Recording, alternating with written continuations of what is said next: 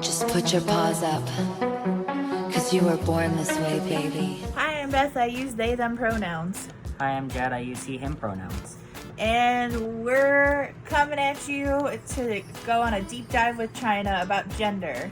Middle school. We went to middle school together. Yeah. And this is my boyfriend, Jett. We've known each other since high school. Yeah. So that's super exciting. So as has been mentioned, I'm Jett. He, him pronouns. Yeah, I forgot to say, I also use they, them pronoun. All right. So we have a whole spectrum of pronouns. I go by she, her, hers pronouns. So we have all of our pronouns here, but we're still missing some. But with that being said, this is why we're going to have this conversation. So something very important that I want us to go ahead and start off with within our journey is debunking all of these things that are kind of confusing to folks who don't really know anything about this. So the first thing that I want to really talk about is, when did you feel that your identifier didn't really mirror how you were feeling on the inside? And what I mean by that is, obviously it's the case that people feel, or to be blunt, you were born one way with one body part and you identify as another, or you don't at all. So, Jett, how about we start with you? When did you know that your identifier, and what is your identifier before, if you don't mind, and what is it now? And when did you know you wanted to make that change? I'm gonna say, before I was assigned female at birth, so I was using she, her pronouns. And honestly, it was probably right around middle school. I started having feelings, and I wasn't really quite sure how to process through them, and I just kind of buried them and ignored them until probably about the end of my junior year or so. And I was like, oh, okay. And I was actually dating somebody at the time, and they're like, are you sure you're not trans? And I was like, I've heard that word tossed around a few times, but I really didn't know what it meant. So I did some deep diving on the internet and figured out, what it actually meant. And as I was reading these definitions and reading people's accounts of what it felt like to come out as trans, it very much resonated with me. And I was like, oh shit, I think that's what I am. But I waited until after high school to officially come out, because I didn't want to deal with the BS of coming out, especially my senior year of high school. Got it.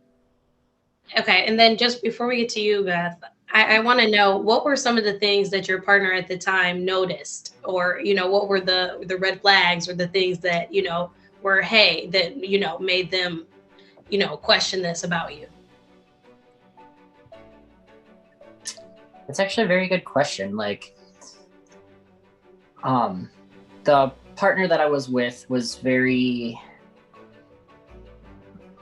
very conservative in a lot of different views. And she was just starting to explore her sexuality as it was, and was very much in the closet about everything. And I never really was like a girly girl or anything like that. I was very much a tomboy, never liked makeup. I'd be the one that was getting their hands dirty in the mud, wrestling with the dogs and stuff like that. So it really didn't fit me in the typical sense of a feminine person. That just wasn't me. Yeah. Got it. Okay. I basically lived in a sweatshirt and sweatpants all throughout high school, because I was basically just hiding my body. Yeah. I feel that sometimes it'd be, hey, that'd be for everybody.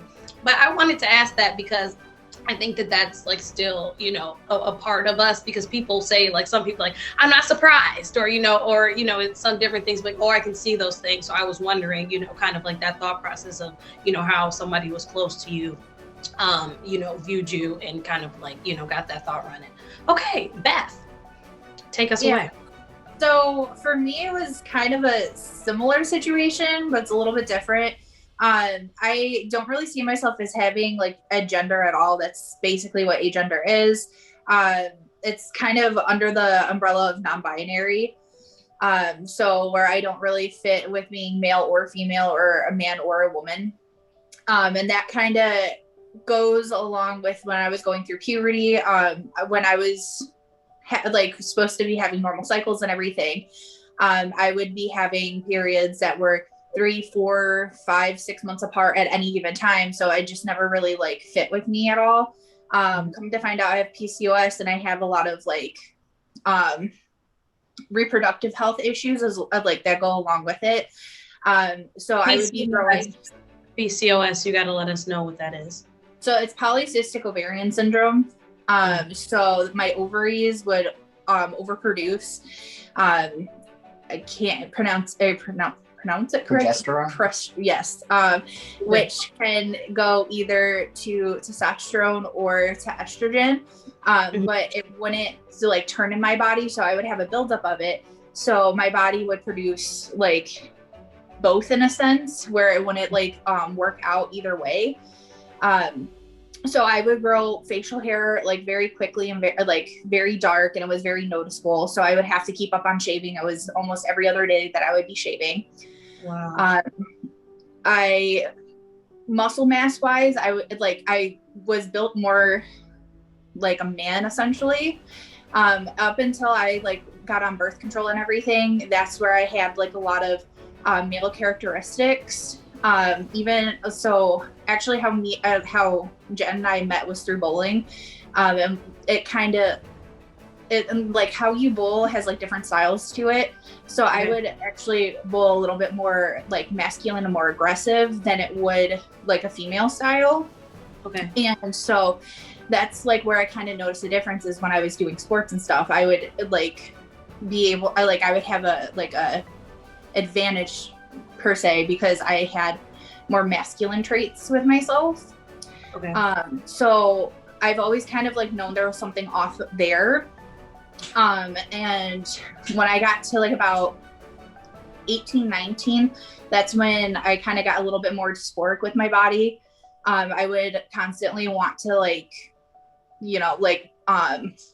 bind my chest or like try to get rid of like my boobs as much as possible. So I would constantly, and I still constantly live in sports bras. I've been like debating on getting a binder or not to kind of flatten out my chest more. But that's like kind of like an internal debate that I have going on with that aspect. But that's kind of like when I started noticing like something was off and something was different with me. It was, like early teens, going into like high school and like really, okay. Yeah. So a following question with that. So you're saying like you like identified that you still had like more like masculine traits and things of that nature. Did you ever have a thought of, you wanting to transition, or do you still feel that you have the other? So I guess my confusion is I understand not identifying with one gender, so being a gender. So, but does that mean that you would feel equally one or the other as well? Or is this just, do you get what I'm asking? Yeah, no, I get what you're saying. And that's, some people ask that as well. And for me, I just don't really see myself as either. I just see myself as having masculine and feminine traits. Because there is times where I do like dressing up and feeling pretty. But I still don't feel like a woman when I do that. I just feel like someone who, in a sense, is kind of like doing drag for the day. Or if I'm dressing more masculine, like it's kind of like I feel like I'm putting on a show. But like at the end of the day, I just feel like a person who just so happens to be in a body that has a vagina. That's just kind of the only way I can really like put it. It's just nothing really kind of fits with me. So I almost like cling to being agender because like nothing really like works with that. Got it. Okay. So with that being said, something that was interesting to me, I've had, to be honest, the one other person aside from yourself, I haven't really had a lot of contact with a lot of people in my life who has transitioned or changed their pronouns and things of that nature. But a great friend of mine in acting school, background, I went to school for acting, so we are a very progressive group of people. But with that being said, one of my very close friends was like a classmate of mine. They go by they, them, theirs now, but they were born female. But you see how I'm still, it's like a working process of me still working through these things. And I'm doing this because it's like, I think that that's something that a lot of people do. And I think that that's something that people are cognizant of. But the reason why I'm kind of working that through is because it was so hard for me to change, like going from her to calling them, they, theirs, you know, using gender neutral pronouns, for example. And that was like a huge struggle for me, not because I you know, was against it or upset about it, but it was just, you know, I'm changing something that I knew for 20 years of my life, you know, now kind of changing my language and things like that. And the muscle memory I didn't always have. So the reason why I'm saying this is because we kind of touched on it between our precursor conversation of knowing if people are being shady, or if people, you know, now we're starting to heat up the conversation. You know, people, you know, will kind of be kind of rude about it. You know, people will look at your ID, you know, say something different. People will kind of side eye you. You know, how do you kind of deal with those things? And do you know, because I asked this before, you know, do you know if someone's being shady, and do you know if someone's just kind-hearted and, you know, it's a struggle? Or does it make you feel upset? Or do you be like, like this journey is so, you know, like, does it make it harder on you? Or do you just see it as a simple mistake, and are you empathetic to it? Or does sometimes it just get on your nerves? So I just would love to hear, Jett, I see you. I'm gonna say it depends on the situation. So if somebody's being super shady about it, that gets under my skin, because I have spent a lot of time, money, and effort to be in the position that I am, where I'm finally relatively comfortable with myself. Period. But that's true. That's so true. Time, money, and effort. That's real, though. I'm gonna say it's taken a very long time, because I am now 23, and I started this like literally the week after my 18th birthday. So just, it's a very slow process, and like that was technically when I just started getting everything ready, because there's certain things that you can't do, you know, under 18. You're not legally an adult, so you can find a doctor that will take you, but you can't go see them until you turn 18, if that makes sense. Got it. So I had started doing all that stuff, and I had everything lined up ready to go. So when I turned 18, I was gone. Like, it was out of question. So when somebody's being really shady, it's, I don't want to say offensive, but it's very disrespectful at a minimum, depending on how shady they're being about it. You know, if somebody slips up once or twice, it happens. I get it, especially if it's somebody that I've known for a long time, because it's kind of hard to change, you know, long-term habits. But if it's somebody I just met and they like recently found out that I was and then started slipping up, that's a whole nother story, because that's how you introduce yourself now, or right. You know, outer appearance. So interesting. So to bounce off of that, I have a question for you, Beth. Yeah. So Jett, obviously, Jett, you have a beard, you have facial hair. I can easily, you know, I didn't know you before, but I don't have any slip ups. I see you as a male. I consider you to be a man. I call you him. You know, I had no issue with that, meeting you as an outside person. But your outer appearance also, it's not really confusing. It's not really, I think it's very straightforward. Beth, I still think that sometimes you could still, you know, you look like a woman, and still in a lot of ways still, as well as having those qualities. So for your journey in it, you know, being agender, how is that for you when people see one thing, or you dress up or different things, you know, or you say you feel like you're doing drag, but people may just see you as a girl? Yeah. So like for me, it's a little bit different. It doesn't really bug me as much for my closer like friends who I'm out to. And that's the thing that I keep in mind, is I'm not out to everyone. I'm still like kind of feeling it out on who I want to come out to. I mean, I'm 24, and I just really, I'm okay with people just being like, oh, you're just a woman. And I'm like, okay, I mean, I guess, like, just because I don't want to have the whole argument sake, and just like being non-binary in general, or just being in the umbrella of non-binary, it can already be very difficult, because not a lot of like trans people also like accept non-binary people. So I like feel out who I want to come out to. What really bugs me though is just the aggressive, like, oh, young lady this, or like, you're ma'am this, and just like overly like constantly doing that. it gets annoying at times, but like if I'm not out to them, I can't really fault them for that. So it's a little bit different for me. I can't really like sit there and like be mad or like say someone's being shady about it, because again, like they don't know. So it's a different experience for me with that, and like I'm not gonna fault someone for it. But when people do use like my correct pronouns, it's amazing for me, because like those people, like I feel comfortable enough that I came out to, and they actually use the proper pronouns and everything. So it makes me really happy. It's kind of like I get like gender euphoria from that, so that's like super exciting for that. Interesting. So to piggyback off of that, I have another follow-up question for whichever one of you want to answer. How much does your identifier go in hand with your sexuality? And what would you, so, you know, okay. So for example, people like I'm a cisgender woman. My boyfriend is a cisgender man, as basic as it can be. We're boyfriend and girlfriend. I consider him more to be, I think he'll be my husband one day. So I consider him to be my partner. So do y'all look for identifiers within that? Or do you know what, you know, I consider y'all to be a partnership. That's just what I call everybody now, because you never know. So that's just something that I've done as China as I gotten older. But do people, you know, y'all are a couple, but is it a title for your union? Do you get what I'm saying? It's so yeah. So come up. Yeah. Or so like how they. So how I normally like describe our relationship is he's my boyfriend no matter what. Again, like I hope he's to be my husband one day.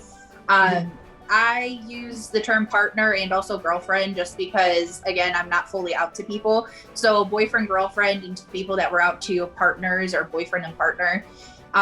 So it really depends on that situation. Again, like it's a touchy subject, but it's not like anything like terrifying. I feel like the people that I'm not out to, they wouldn't do anything to harm me. So I'm not like super shy about it. If they ask about it, I'll tell them. Okay. But I just don't bring it up because I don't want to have that whole conversation. It's a whole thing. So can you categorize, as in, you don't have to say in specifics, but if you want to, people you are not out to. So like categorize like that. Is it, you know, and people would assume it's like family, or is it like, you know, people who you grew up with? Like, so it's mostly family. It's mostly work.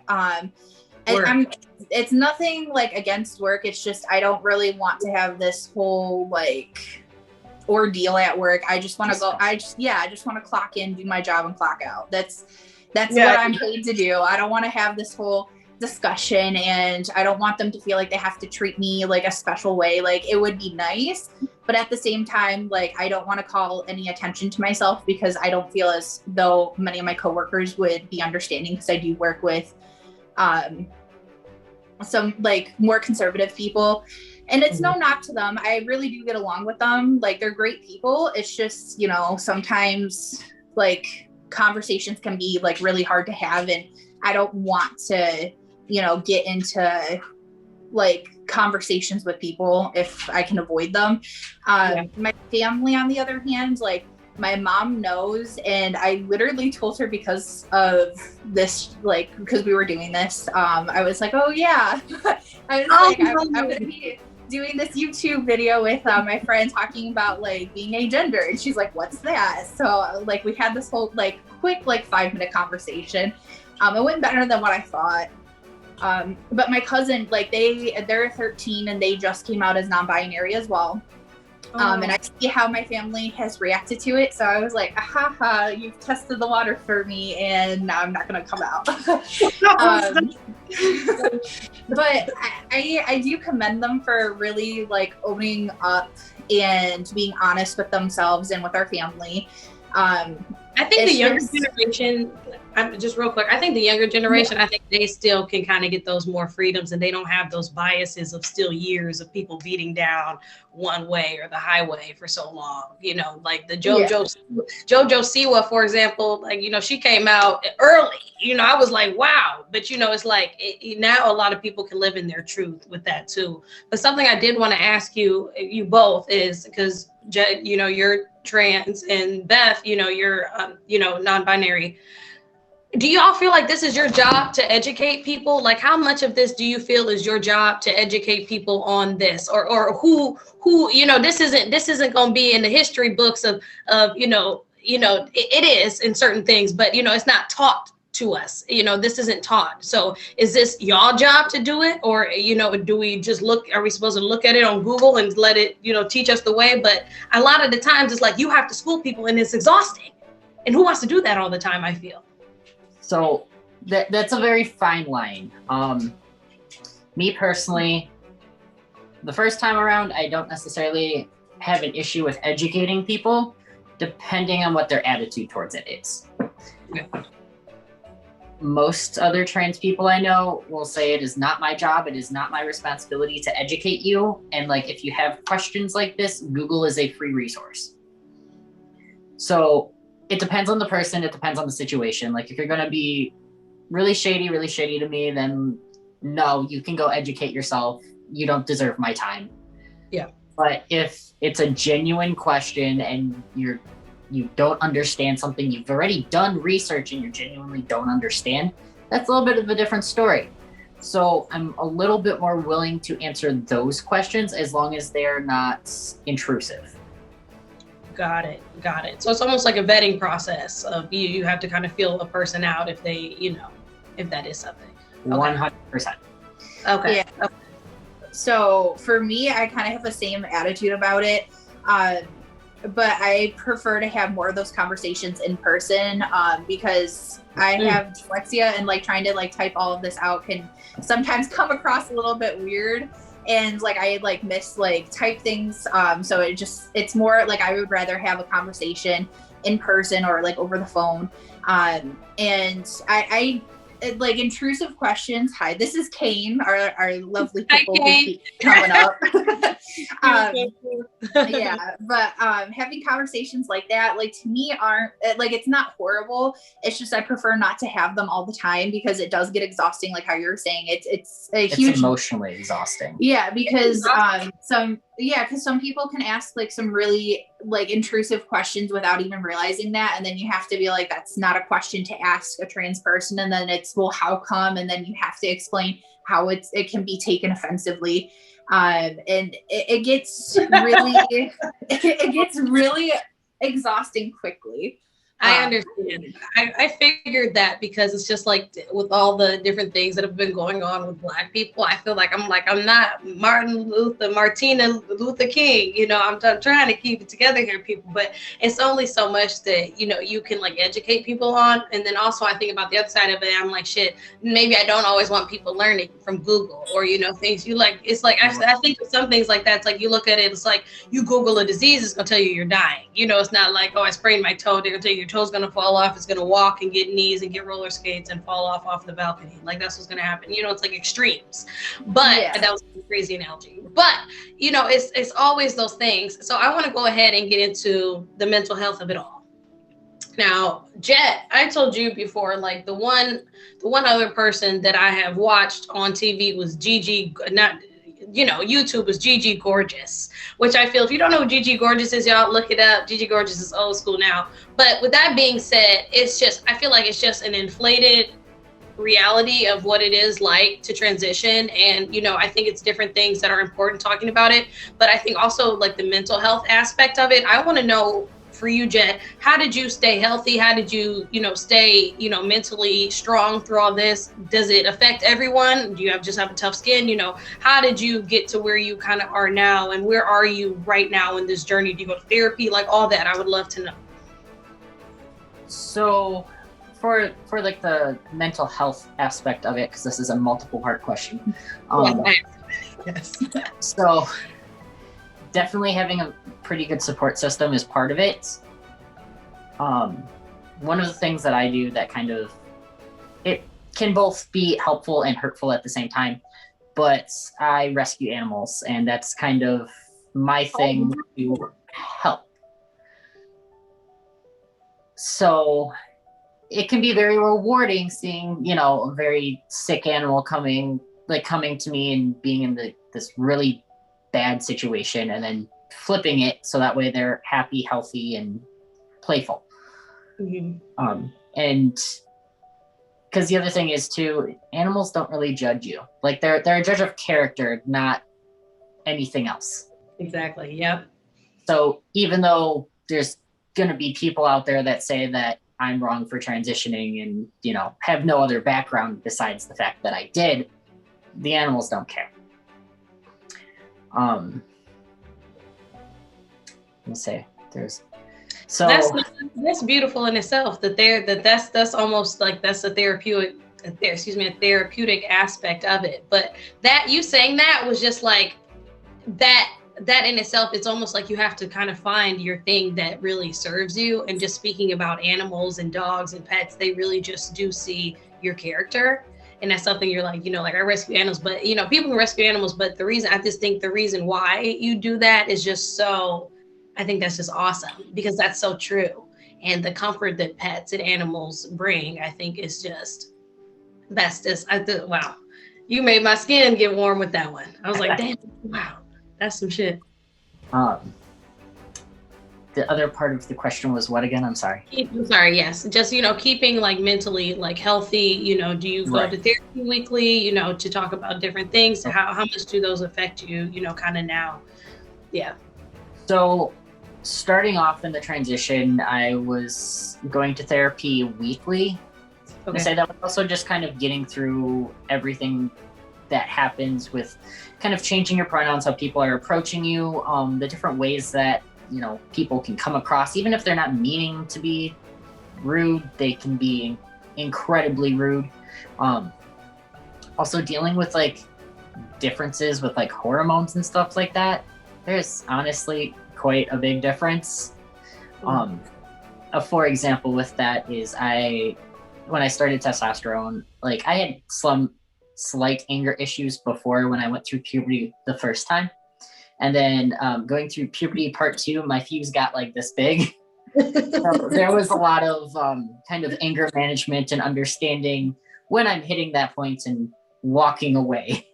That is so interesting how the makeup is just different. You said you went from being one way to having to show, but now your fuse is like, you ready to fight. Yes, it's taken a long time to become as patient as I was, and a lot of therapy to really give me the tools to work through said anger. Like now I don't have to see them as much because for the most part, physically, like through hormones, I'm about as far as I'm gonna go. Like nothing else is really going to change at this point because I've been on hormones for like 4.5 years. So is it a timeline for how long it would take, or does it just kind of, you max out just as if that's how much facial hair and, you know, I know it's more than just facial hair, but you know, physically. So usually, like physically speaking, right around, at least for testosterone, I can't necessarily speak for estrogen. Yeah. Right around the 5-year mark, you reach like absolute, like all changes. Like if anything else is going to change, it's going to be very minimal. Like you probably won't really notice. Okay. Everything for the most part happens within that first 6 months. Wow. That's fairly quick. I feel like wow. That's fast. And for example, since I was assigned female at birth and I started testosterone, not only did I basically go through puberty part 2, I also, by starting hormones, I like forced myself through menopause first and then through second puberty. Oh my Lord, we're going to have to bring you on for another. That's boy, what? That is something. Wow. Okay. So yeah, it's definitely a lot that was kind of going on in that first 6 months that I was like, I was not expecting this. How do I handle this? What do I do?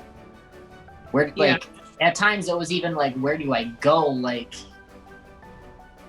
how does this work?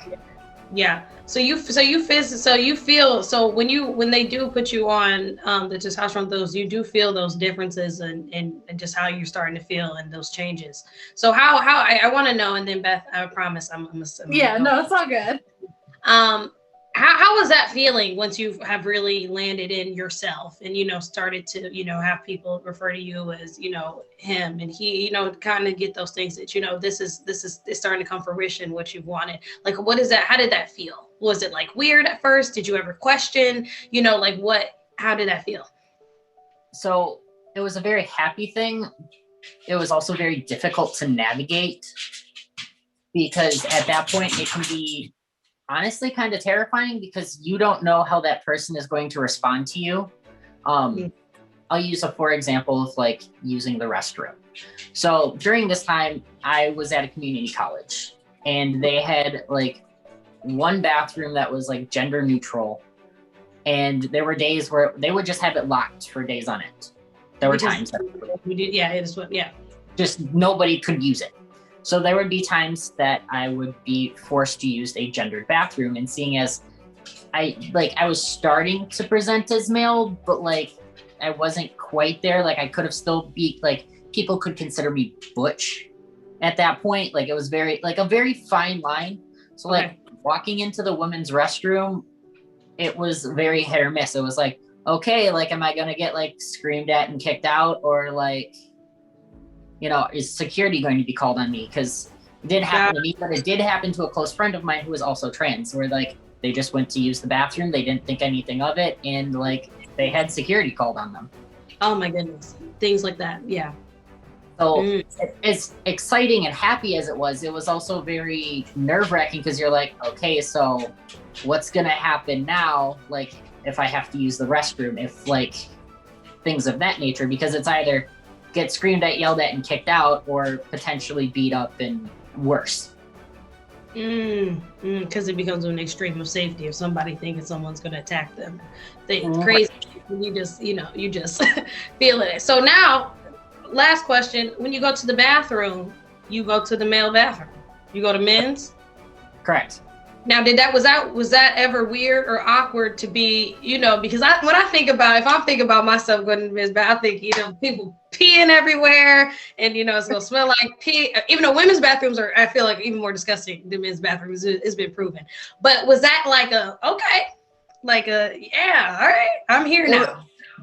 Like, yeah, that was nice. I love that. Yes. The one thing I kind of like miss though is not having to make sure there's no pee on the seat all the time. There you go. So that's not the levity in it all. Okay. All right, Beth. So I would love to hear from you, your journey, because I just assuming, a lot of people, again, it's the visual things. It's a lot of things like, setbacks, things like that. Like, how do you keep yourself mentally healthy when you were starting to have these feelings and thoughts? And now through this process of you being in a relationship, you're older now, kind of take us through that, as well as I know you have, a different mental health journey as well. So you can kind of talk us with that too. Yeah. So it's always been like kind of like hit or miss for me. Like in middle school, I was on basketball and stuff, and like we would have the locker rooms where we had to change in front of everyone. I always felt really awkward about it because like I didn't really feel comfortable always being in front of everyone. And like even like playing a part into my sexuality, everyone would be like, don't look, I'm changing right now. And so since I'm not like, I don't hear things very clearly every once in a while, I would look and they're like, oh, you're gay. And I was like, no, I'm not. I don't know what you're talking about. Oh my God. Yeah. So also like trying to figure out my sexuality along with going and changing in front of everyone, it was like really hard and very, it was very difficult at times. And that also like played a part with just trying to like just navigate like just gender identity as well. So I didn't really start going to therapy until I was like about 15 or so, but that was for more so of like my mental health, of just the anxiety and depression that came with life. And I didn't really start talking about this in therapy just up until like about 6 months ago with my same therapist. And she didn't like make like a big deal about it. She was just like, okay, like let's talk about that a little bit more. So you're saying when you told your therapist that you were going to identify differently. Yeah. So at this point, I kind of came into contact with like the term agender like when I was about like, well, non-binary first when I was about like 18, 19, and that's kind of what I've identified with. And then I found out what agender was. It's still under the non-binary umbrella, but still a little bit different. What's the two differences? Because I understand non-binary, but tell me because when I think of agender, I think of asexual. And does it have those same effects? Or not effects, but the same connotation, or yeah. So like you can kind of think of it as like that, like, but it's a little bit different. Like asexual, where you don't have any attractive or like any sexual feelings. It's kind of like the same idea where I don't have any gender feelings. Like I just don't see myself having any like pull either way towards like a woman or like a man. Got it. So that's like kind of a good way to describe it essentially, because people understand what asexual is. So it's just like the gender version of it. Okay. But so with non-binary, like it's the umbrella term for basically anyone who doesn't identify as like a man or a woman. And so there's different terms that means different things. I'm not well versed in everything that is non-binary just because like that's not really, I haven't really done a lot of research into it because I found like my like term that makes sense for me. Okay. But like when I started talking to my therapist about this, she asked, does like, has anything changed? Like, do you want to like change like how you present and everything? For me, it's, I present the way that I do. Excuse me. I just feel like I'm just me. I don't really like I said, I don't really see myself either way. You so kind of really you like what you like, but I think that's like the beauty of that as well. I think that's so interesting because I feel like sometimes like myself, like I present, and I think that I am, I don't know what I would call myself. I guess they would say the girly girl. I like the makeup, the hair and all that, but you know, I feel like I can still get down with the dirty, and I feel like we still touch on a lot of our like feminine and masculine like qualities and traits as well. And like I've been studying like dating and different things like that, and that's something that does like come up, like to like, you know, how are we like presenting ourselves, you know, the feminine and masculine. But you know, it's interesting to hear you say that, you know, you are who you are, you know, you present how you present, you feel how you feel. So when it comes to just things of like, I guess, fashion or dressing and things like that, you shop. Do you shop in like men's and women's? Do you shop in just women's? Like, what do you do? So yeah, some of the most comfortable like clothes for me to wear is, it sounds weird, but women's bottoms and then men's tops. And like I love that look a lot. And then like I'll typically like men's if you got a little meat on you, you can't get through. I can't. I got to have stretch for me. Yeah. And then like depending on accessories and stuff, like when I'm not at work, I like wearing beanies and stuff. But like when it's too hot outside, I just typically throw my hair up in like a ponytail and it's just out of my way, just out of my face. Sometimes like I like wearing, like I have a pearl necklace that's nice to wear every once in a while, and it just makes me feel a little bit pretty. But it's, again, like I only wear that with like certain clothes, so it doesn't make sense, but I like wearing it with like my men's sweater. Like it's just different things like that. Like fashion wise, I should not like, don't ask me about fashion. I am a hot mess. Yeah. But it's just, I wear things that are comfortable for me. You know, like when I want to dress like up and look pretty and stuff, I do what I want to do. But I mean, for like typical day-to-day stuff, I just typically wear leggings and like whatever like men's top I feel comfortable in for the day. I feel that, but I'm like, shoot, if we talking about leggings and whatever men's top, that's me. I'm like, shoot, that's kind of the same with that, because I love the comfort. And it's just interesting, you know, and I think that a lot of the times we are progressing as like a society in different ways like that, because it's like, you know, and I always see like back in middle school, I think I would probably like, I don't want to wear this, or, you know, just like simple, it's like the small things for me, I think they count as well as the big things, but still like we're kind of like, it's a lot of gender neutral clothes, it's a lot of, you know, just being kind of who you are and just really paying attention. I think being aware is a big thing that people have the disconnect of, because we can read an ID, we can look at different things, we can look at outer appearances, but it's really just having that mutual really respect for like what you want to be identified as, what you want to be called. Yeah, I can wear whatever I want to wear, but who I am and what I ask is still what I ask. So ultimately, for you both, I would love to know a final thought or, you know, an advice, because we're on YouTube. It's going to be tagging and different things, and people are going to be identifying, and everybody's on their journey. You know, y'all talk about we getting old now, you know, people 10 years ago, we still in middle school, high school, you know, takeaways or just any like piece of advice or a small thing that you would love to share. And, you know, the floor is yours. Jett, go ahead, take us away. Well, I would probably say that if anybody is kind of coming to the terms with the fact that they themselves are trans, transition is not quick like any famous person makes it out to be, like Gigi Gorgeous or anything like that. It is very difficult. There are a lot of roadblocks, a lot of different times. I'm gonna say it sounds bad, but like economic status does have a decent play in that, because honestly, the less money you have, the harder it can be. Like the harder it can be to find doctors even that will be willing to work with you. Mm-hmm. So if somebody is watching this and this is something that they are debating, don't get frustrated or flustered when things don't go as quickly as you were intending.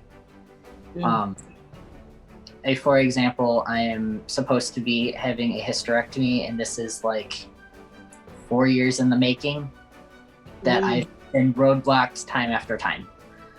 So don't get frustrated with the roadblocks, and to say it's definitely worth it in the end. It's a process, but when you get there, then it's, yeah. Okay. Yeah. All right. I love that. That's real. Beth? Yeah. It's okay to question yourself for a long time. Don't sit here and think that you have to know your identity and know everything about your identity right off the bat. It does take time. You know, there was a lot of times where I questioned if I was actually like a trans man or if I was just a cis woman. You know, I've always had questions about my gender identity, and it's taken me a long time to really settle and find something that actually resonates with me. So give yourself time, do a lot of research, try to talk to different people of different identities, try to find people that, you know, you can relate to and ask questions about. Always make sure that you're asking, can like you afford the emotional labor, because you're going to be asking a lot of emotional questions. Try your hardest to like find people that are, you know, that are similar minded to you, that, you know, understand what you're going through, and try to find someone who understands your feelings, because they'll be able to help you through and figure out the identity that like fits you best, because every identity is a little bit different. Every identity is a little bit different. Everybody's a little bit different. And I think that that's something that that's a big takeaway for me for this, is that, you know, everyone just wants to live truthfully and live happily. And, you know, now it's still very difficult and it's an uphill battle, but everyone deserves to live in their truth and to be happy. And to see you both, it just makes me very happy, because I think that nowadays it's difficult to see positive and, you know, just, you know, people can like make it through. And to like know you, Beth, and then to Jett, to get to know you over these past couple of days that we've been working on this, you know, I'm excited to be able to like hang out with y'all when all this is over, and to come back and things like that, and connections. And, you know, people think that people are so different, and on paper, like, okay, we have differences, but it's just when it comes down to people and respect, and just, if you just look at somebody as a being and as a person, a spirit and a soul, has no gender, has no color, has nothing. It's just who you are. You know, if we were just balls in the blue of the universe, we would be transparent and clear, you know, and I think that's something that people really miss. And, you know, on our outer appearances is as important as how we feel in our insides, but also like a lot of us have a lot of things to connect to and have a lot more in common than we know. So with that being said, is there anything else that y'all would like to say or to touch on before I do my closing thoughts and we wrap it up? No, I think we covered all that we can think of. I'm like, okay, this is going to probably be a little bit wonky. We're going to see. I've recorded on 8 different ways, but I'm so excited that we're like having these like conversations.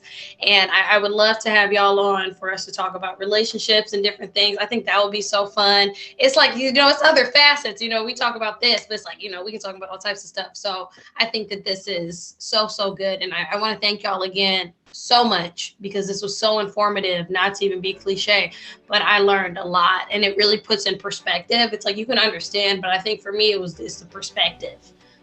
Beth, I've known you growing up in the perspective of seeing how you've changed and, you know, changing different views and respecting you and your pronouns, and Jett, and not knowing you and, you know, still respecting your pronouns, but also seeing that journey, and you really put it into perspective that time.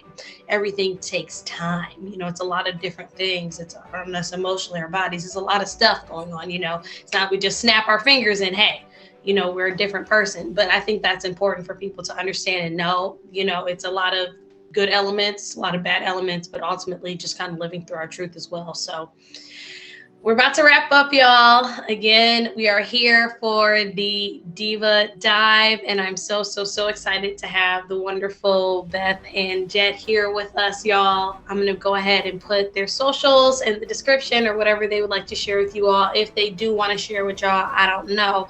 I'd be private, and y'all know I act funny, so it depends. We'll see. But with that being said, y'all, make sure you hit that subscribe button. Make sure you like. I'm on my way to, we'll say, I hope 800 subscribers. With that being said, y'all, I will see you guys next week, next Sunday, for our deep dive. And everybody say bye-bye. Bye.